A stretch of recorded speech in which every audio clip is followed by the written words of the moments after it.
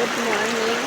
দেখো, আমরা সারা রাত ঘুমোতে পারিনি, এই বৃষ্টি হচ্ছিল। আমার একটু একটা ভয় আছে, আমার ঘর তেমন একটা ভালো না, প্রচণ্ড বৃষ্টি, সব বৃষ্টির জল জমে রয়েছে। আর আমাদের ঘরের পেছনে একটা বড় গর্ত আছে, জানি না ওপরওয়ালা কি করবে। সারা রাত বৃষ্টি হচ্ছে, গর্তটা ভরে গেছে পুরো।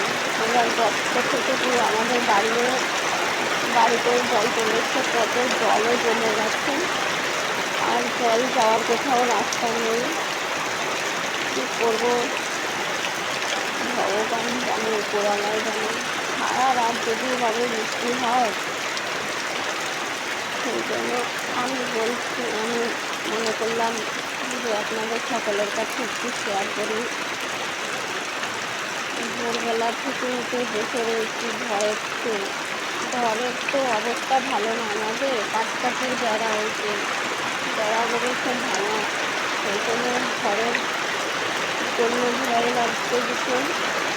আর বৃষ্টি তো কমতেই না, তো তারপর ওখানে বৃষ্টি হচ্ছে, কমেন্ট করে জানিয়ে আমার মতো কারা কারা এমন বিপদে আছে, কমেন্ট করে জানিয়ে। বৃষ্টি আমার ভালো লাগে, কিন্তু তাই বলে এত বৃষ্টি হয়ে হয়তো মানুষ কি করবে।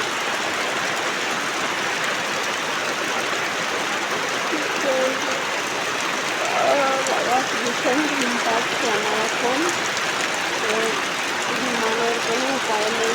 বৃষ্টির আওয়াজ এত শুনে পড়ে, তারপরে ঘরের জন্য ঘর একটা তেমন মজবুত না, কোনো রকম বসে দেওয়া হয়েছে,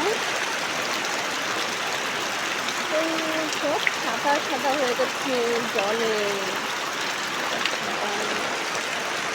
এখানটা আমি দেখাতে পারছি না, আমাদের গর্ত যেটা ভরে গেছে, এই গর্তটা দেখাতে পারছি না, যেতে পারছি না, কি করবো, শীতও লাগছে। দেখি, চেষ্টা করে দেখি। শীত লাগছে, ঠান্ডা জলে পা দিতে ইচ্ছে করছে না।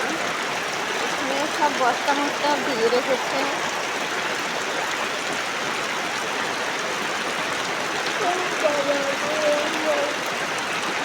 এই পাশ দিয়ে দেখা যাবে।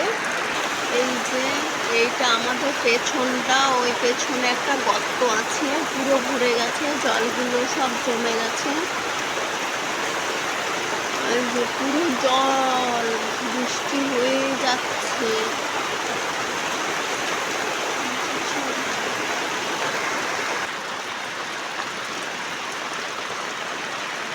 এই বৃষ্টির মধ্যে কোথায় যাচ্ছ? এ মাসি, বৃষ্টিতে কোথায় যাচ্ছ? কোথায় যাচ্ছ? পায়খানায় যাবে, কি যে করে। অনেকে আবার আছে মাছের ধান্দায়, মাছ হয় এই বৃষ্টি হলে। কেউ বাঁচে আনন্দে, কেউ বাঁচে দুঃখে। তো টাটা, বাই বাই, দেখা হচ্ছে পরের ভিডিওতে।